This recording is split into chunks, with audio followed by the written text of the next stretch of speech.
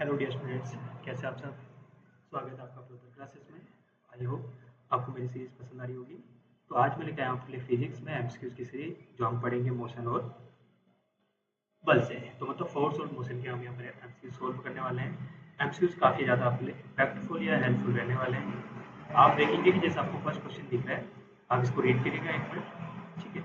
तो first question आपको दिख रहा है, यहाँ पर मेंशन करा हुआ है, ठीक है। तो नॉर्मल में डिस्कस कर लो। तो बल हमने पढ़ा है क्लास 11, 12, 9, 10 में।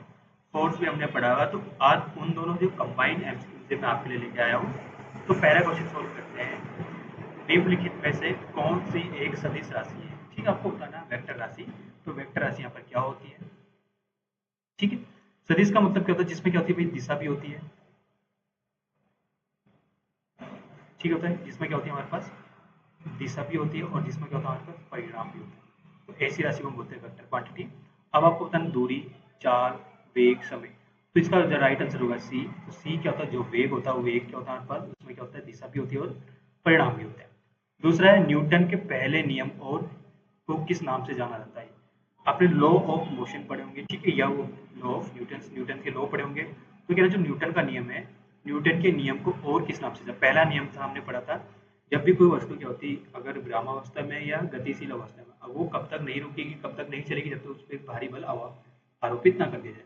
अब ये कह रहा उस नियम को किस और नियम से जाना जाता है, संवेग परिवर्तन का नियम, या जड़त्व का नियम, या क्रिया प्रतिक्रिया का नियम, या गुरुत्व आकर्षण का नियम। तो इसका राइट आंसर क्या बी। तो बी क्या जगह ऑप्शन का राइट आंसर, जिसको हम बोलते हैं जड़त्व का नियम। तो B is the right answer. चलते नेक्स्ट क्वेश्चन की ओर। ठीक।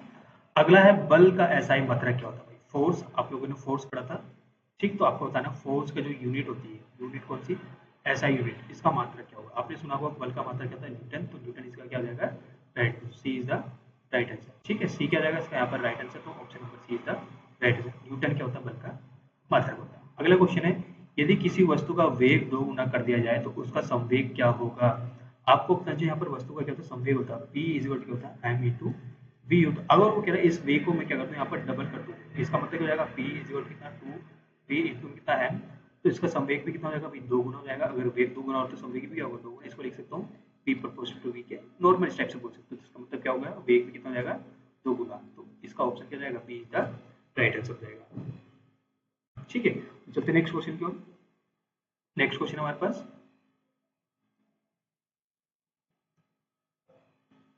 ठीक है। नेक्स्ट क्वेश्चन हमारे पास क्वेश्चन नंबर 5। एक पत्थर को ऊपर की ओर फेंकने पर उच्चतम बिंदु पर उसका वेग कितना होगा, अधिकतम होगा, न्यूनतम होगा, मिनिमम शून्य होगा, या गुरुत्वाकर्षण के तौर के बराबर होगा। अब कहता सपोज करो मेरे पास एक कंडीशन है, इस कंडीशन से मैं क्या करता हूँ, किसी एक पत्थर को ऊपर तक देता हूँ। तो मान लेते हैं यहाँ पर उसका वेग कैसे हो जाएगा, 0 हो जाएगा। तब यहाँ से आने के बाद क्या करेगा, वस्तु को क्या करेगी, वापस नीचे की ओर क्या करेगी, गमन करेगी। ऊपर की ओर फेंका जा रहा है तो नीचे की ओर, ठीक है। तो यहाँ पर क्या लिखा है, अधिकतम होगा, नहीं हो सकता, न्यूनतम होगा, नहीं होगा, शून्य होगा। उसका राइट आंसर क्या हो जाएगा, सी। तो यहाँ पर क्या होगा, राइट आंसर सी। तो मतलब उस बिंदु पर जो न्यूनतम वेग होगा कितना हो जाएगा, बस 0 हो जाएगा। तो इसका राइट आंसर क्या हो जाएगा, अभी हमारे पास सी इज द राइट आंसर। अगले नेक्स्ट क्वेश्चन है हमारे पास, न्यूटन के गति के दूसरे नियम के अनुसार बल किसके बराबर होता है। अब आपने जो न्यूटन का दूसरा नियम पढ़ा है, जो बल होता है वो किसके बराबर होता है। तो हमने जो बल पढ़ाया एफ, वो किसके बराबर होता है, एम इंटू ए, मतलब द्रव्यमान, ठीक है। और गुणा में क्या होता है, त्वरण होता है। इन दोनों का जो गुणनफल होता है कितना बल होता है, आपको कहाँ पर दिख रहा है, द्रव्यमान गुणा है, ठीक है। तो ये हो जाएगा हमारे पास बी। तो इसका राइट आंसर हो जाएगा बी। तो B is the right answer, ठीक है। चलते नेक्स्ट क्वेश्चन को। सॉरी।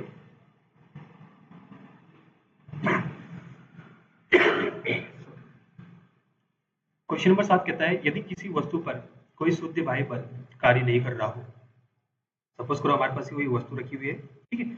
इस वस्तु में कह रहा हूँ कोई एफ नाम का वर्ग या एफ फोर्स यहाँ पर कोई वर्ग ना कर रहा हो, तो उसका त्वरण होगा अधिकतम, न्यूनतम, शून्य या नियम। तो आपको बताना उसमें जो एक्सप्रेशन होगा, जिसको क्या होगा यहाँ पर त्वरण होगा, वो त्वरण कैसा होगा, कम होगा, ज्यादा होगा, ठीक, या शून्य होगा। अगर उसमें क्या है कोई भारी बल कार्य ना कर रहा हो तो उसका जो त्वरण होगा वो कैसे हो जाएगा भाई, शून्य होगा, ठीक है। तो शून्य कहाँ पर दिख रहा है आपको, सी। तो सी इज द राइट आंसर, ठीक है। क्वेश्चन नंबर 8 की ओर मूव करते हैं। रॉकेट का प्रक्षेपण, ठीक है, रॉकेट इंपल्सन या प्रोपल्सन किस सिद्धांत पर आधारित था। ऊर्जा संरक्षण का नियम या संवेग संरक्षण का नियम या गुरुत्व आकर्षण का नियम या जड़त्व का नियम। आपको बताना रॉकेट किस पर डिपेंड करता है। तो रॉकेट का जो प्रक्षेपण होता है किस पर डिपेंड करता है भाई, जो हमारे पास क्या है यहाँ पर लिखा लो ऑफ कंजर्वेशन ऑफ मोमेंटम होता है संवेग संरक्षण का नियम। तो इसका राइट आंसर हो जाएगा बी। तो बी इसका क्या हो जाएगा राइट आंसर। क्वेश्चन नंबर 9 की ओर मूव करते हैं। क्वेश्चन नंबर 9 कहता है किसी वस्तु का भार किस पर निर्भर करता है। मतलब जो हमारा वेट होता है किसी ऑब्जेक्ट का, ठीक है, मान लो ये मेरे पास ऑब्जेक्ट है, इसका ऑब्जेक्ट का जो वेट होगा वो किस पे डिपेंड करेगा। कह रहा ओनली मास पर, पहला है हमारे पास मास। दूसरा कह रहा केवल गुरुत्वाकर्षण के त्वरण पर, मतलब जो हमारे पास एक्सेलरेशन होगा स्मॉल जी उस पर डिपेंड करेगा। तीसरा कह रहा द्रव्यमान और गुरुत्वाकर्षण के कारण त्वरण दोनों पर निर्भर। तीसरा कह रहा है इन दोनों पर डिपेंड करेगा। चौथा कहता है उपरोक्त में से कोई नहीं है। तो मतलब चौथा पॉइंट हमारे पास उपरोक्त में से कोई नहीं होगा।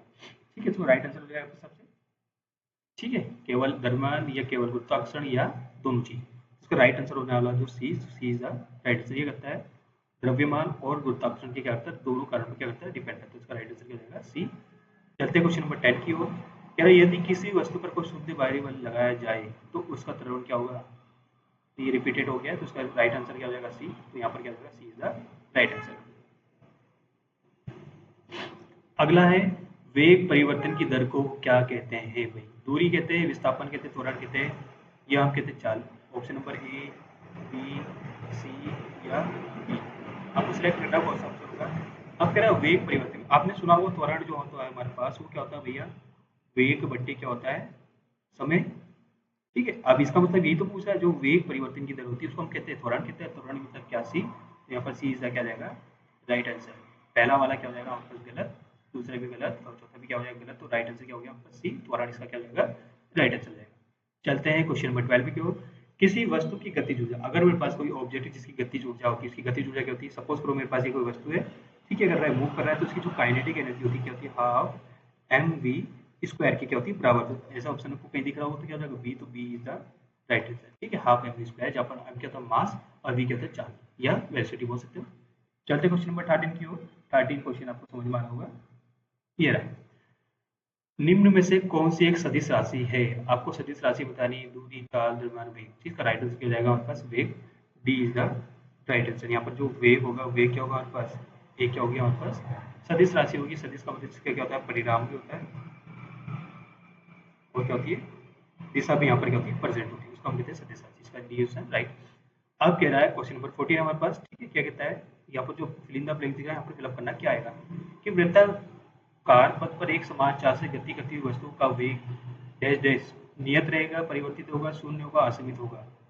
आपको बताना है कि अगर कोई मेरे पास यहाँ पर कोई ऑब्जेक्ट है, अगर वो कहती है इस ऑब्जेक्ट के बिंदु ए से मूव करना स्टार्ट करती है और कहाँ तक चलती है इस पॉइंट तक, फिर इस पॉइंट से कहाँ तक चलती है नेक्स्ट पॉइंट तक, फिर नेक्स्ट पॉइंट से कहाँ तक मूव करती है इस पॉइंट तक।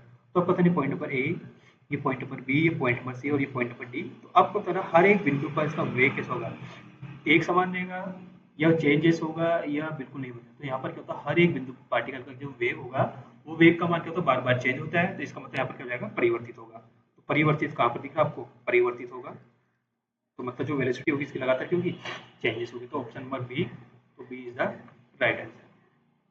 क्वेश्चन नंबर 15 की ओर मूव करते हैं। क्वेश्चन नंबर 15 क्या कहता है हमारे पास, एक वस्तु का भार, ठीक है, कितना हमारे पास 98 न्यूटन है, उसका द्रव्यमान क्या होगा। कह रहा है स्मॉल जी की वैल्यू क्या लेनी है अपने 9.8 मीटर पर सेकेंड स्क्वायर यहाँ पर यूज करना है। तो आपको बताना है इसका भार क्या होगा, क्या होगा आपके हिसाब से आपको बता सकते हैं। ठीक है, तो आपको वेट बताना है, तो वेट बराबर क्या होता है भैया हमारे पास जी अपॉन वस्तु का भार। ठीक है, तो यहाँ पर सोल्व करता हूँ जो मेरे पास क्या होगा वस्तु का द्रव्यमान। ठीक, तो यहाँ पर क्या होगा मेरे पास द्रव्यमान होगा वो क्या हो जाएगा मेरे पास स्मॉल जी मतलब त्वरण, त्वरण बोल सकते हैं एक प्रकार का बट्टे क्या जो हमें भार दिया, भार कितना दिया इसका हमारे पास या भार। ठीक है, तो त्वरण कितना है हमारे पास यहाँ पर 9.8 और ये कितना होगा हमारे पास 9 सॉरी त्वरण कितना हमारे पास 9.8। तो क्या जाएगा गलत हो जाएगा। ठीक है, इसको क्या करेंगे चेक करेंगे एक मिनट रुकिएगा। ठीक है, तो उसको दोबारा लिखा हूँ मैं, इसको कट कर देना एक मिनट। ठीक है, आपको क्या बताना है द्रव्यमान बताना है। तो द्रव्यमान बराबर क्या हो जाएगा हमारे पास, ये हो जाएगा हमारे पास भार बट्टे त्वरण हो जाएगा। ठीक, तो भार कितना हमारे पास 98 अपॉन में त्वरण कितना 9.8। अब हम पॉइंट रहते ऊपर क्या होते हैं जीरो बात है 980 डिवाइड बाई कितना 98। तो 98 से 980 कितना हो गया 10। ठीक है, तो इसका राइट आंसर क्या हो जाएगा 10 kg, तो option number A is the right answer. ठीक है, तो राइट आंसर कितना आएगा 10 kg, यहाँ पर हो जाएगा सोल्यूशन। अगला है किसी वस्तु के संवेग परिवर्तन में कि दर उस पर लगाए गए बल के क्या होती है समानुपाती। आपको बताना है कि किसके समानुपाती, बल के होगी, त्वरण के होगी या ऊर्जा की होगी।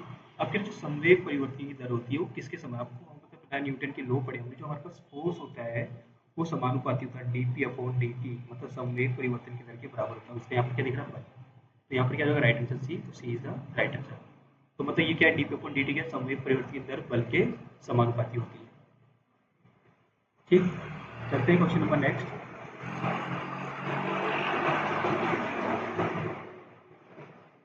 अगला क्वेश्चन है, देखिएगा, ठीक, आपको क्लियर दिख रहा होगा।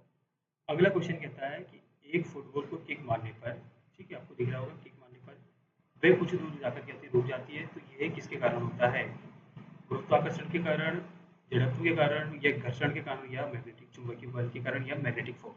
तो आपको पता, जब आप क्या करते हैं यहाँ से किसी ऑब्जेक्ट को किया जाता है कुछ दूरी तक फिक्स, तो यहाँ पर क्या हो जाती है रुक जाती है। तो ये रुक किसके कारण, तो यहाँ पर क्या होता है घर्षण कार्य करता है। यहाँ पर क्या करता है भैया, घर्षण क्या करता है यहाँ पर कार्य करता है, जिसके कारण यहाँ पर क्या होती है वस्तु रुक जाती है। इसका राइट आंसर सी, तो सी इज द राइट आंसर। यहाँ पर क्या होगा घर्षण, इसका क्या जाएगा आंसर हो जाएगा।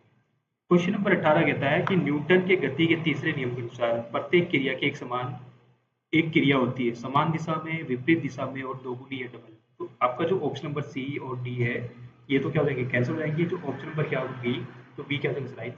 तो प्रतिक्रिया एक समान कहते हैं विपरीत प्रतिक्रिया होती है। तो यही तो हमारे पास न्यूटन का थर्ड लॉ कहता है, every reaction have opposite action. ठीक है, तो ये क्या हो जाएगा बी, तो यहाँ पर जो बी इज का राइट आंसर। चलते हैं क्वेश्चन नंबर 19 की ओर। ठीक है, अब क्या है संवेग का सूत्र क्या होता है आपको बताना चाहिए। संवेग जो हमारे पास क्या होता है, संवेग जो हमारे पास क्या होता है संवेग होता है वो क्या होता है मास इंटू वेलोसिटी। ठीक है, तो मास इंटू वेलोसिटी आपको कहीं दिख रहा होगा, तो सी सी आ जाएगा हमारे पास राइट आंसर। तो बोल सकते संवेग क्या होता है द्रव्यमान और वेलोसिटी का क्या होता है, या बोल सकते द्रव्यमान और ठीक क्या होता है वेग का गुणनफल होता है। ठीक है, संवेग हो जाएगा हमारे पास।